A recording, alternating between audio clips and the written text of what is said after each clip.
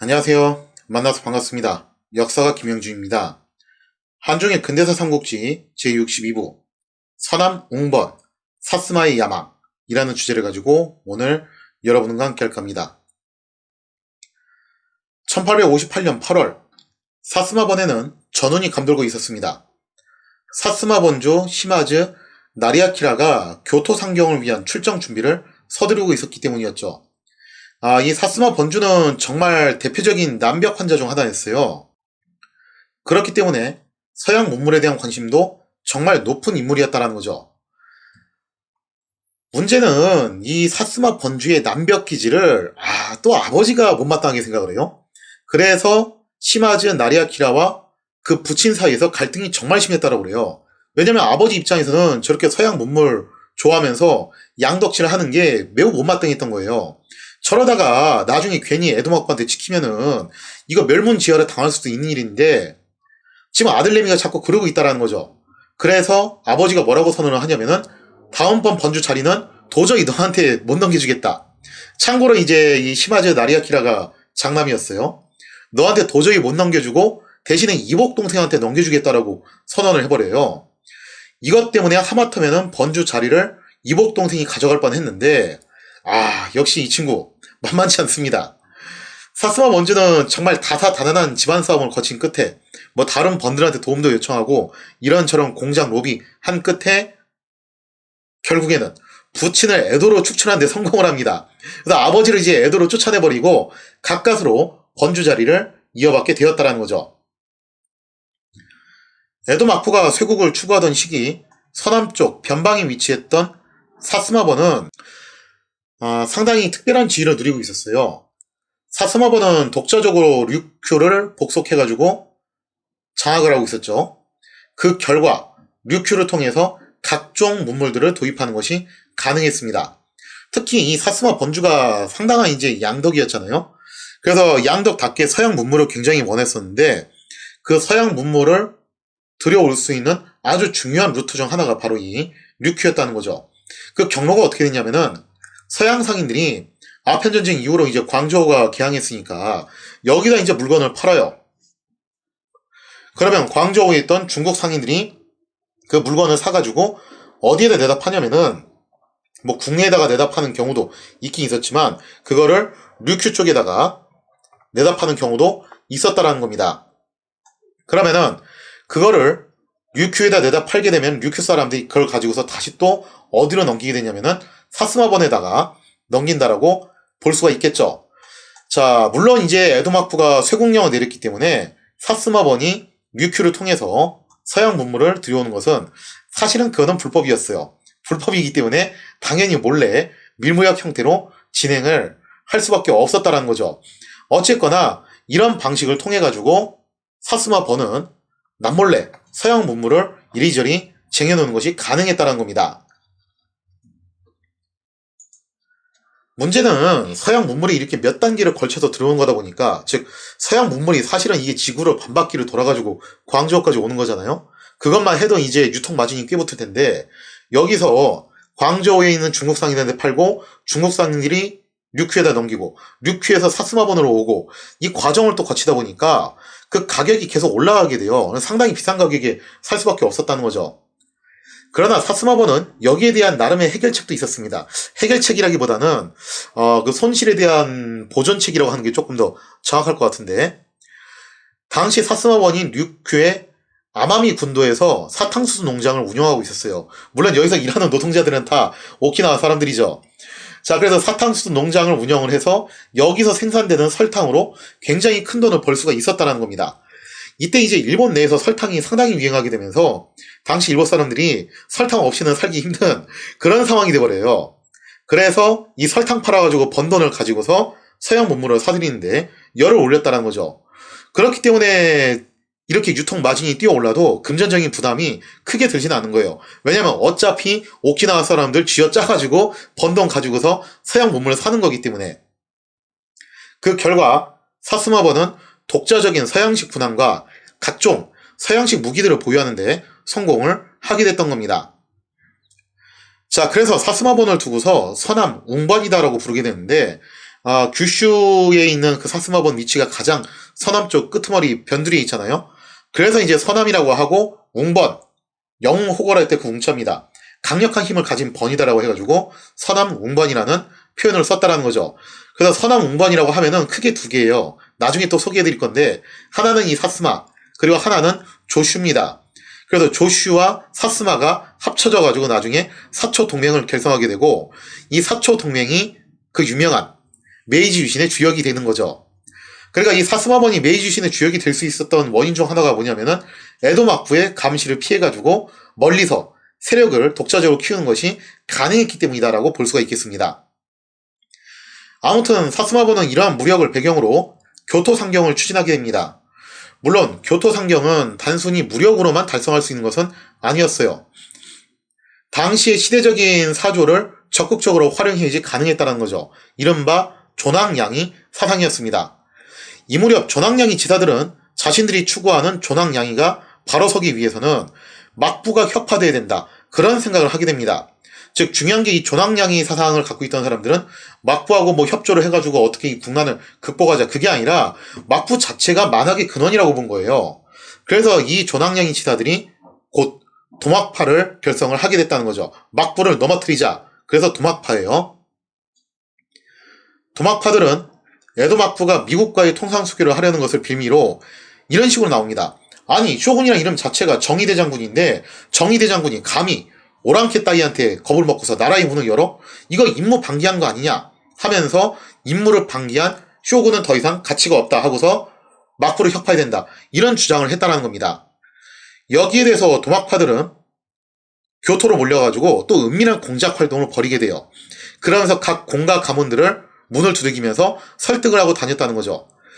사실 도막파가 원했던 것은 교토 조정이 무슨 강력한 무력이 있어서 이렇게 기대감을 갖고서 갔던 게 아니라 이거예요.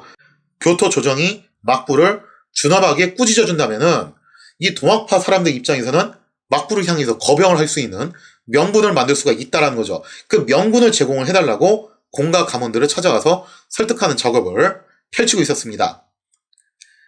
여기에 더해 본래 좌막파에 해당했던 히토스바시파, 즉 미토번의 히토스바시 가문을 이제 지지했던 좌막파 사람들 있잖아요. 이 사람들 역시 이 기회에 차라리 도막파하고 손을 잡고 누구를 무너뜨리자, 이 나오스케와 막부 수컨파들을 무너뜨리자라는 생각을 하게 됩니다.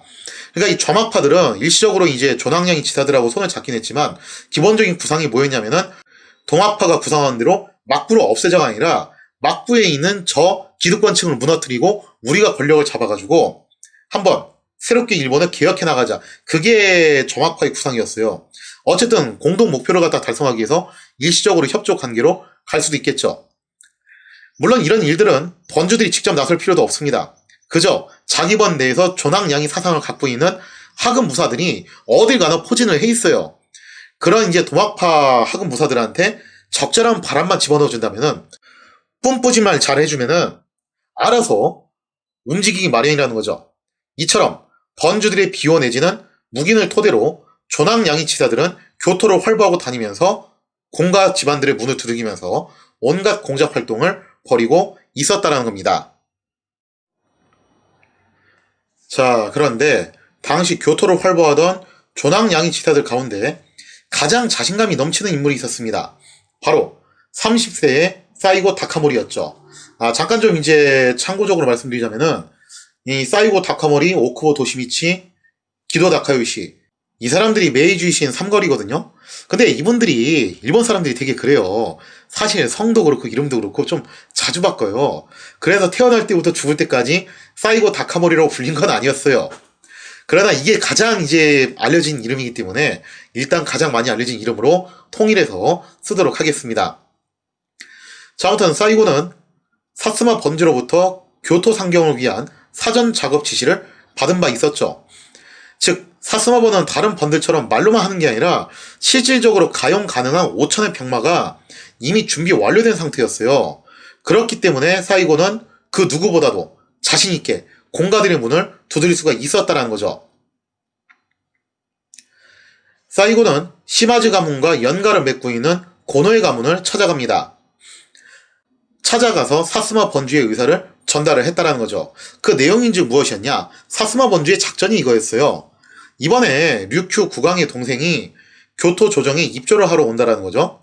그래서 그것을 호위한다는 명목으로 사스마 번주가 신식 무기로 무장한 5천의 병마를 이끌고 교토에 입성을 할 예정이라는 겁니다. 어차피 교토에 있는 막부군은 1000명이 채 되지 않으니까 막부 입장에서는 당장 사스마 군대를 막을 힘이 없다라는 거예요. 자, 그래서 사스마 군대가 교토를 장악하게 되면은 그 뒤로는 일이 일사천리로 풀릴 수가 있다라는 거죠. 만약에 이렇게 해서 사스마 군대가 교토를 장악했다. 그럼 이제 어떻게 가면 되냐?